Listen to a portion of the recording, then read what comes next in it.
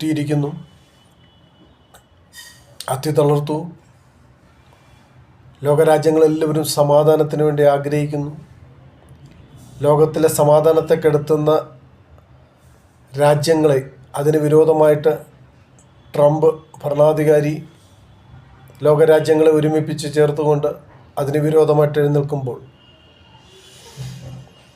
Catholic ക്രിസ്ത്യാനികളുടെ അധിപനായിരിക്കുന്ന എന്ന് നാം മനസ്സിലാക്കുന്ന പോപ്പ് പോലും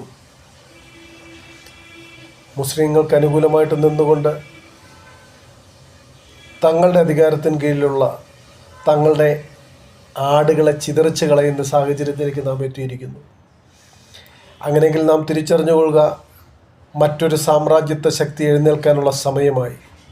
11-ാം മണി നേരമായി.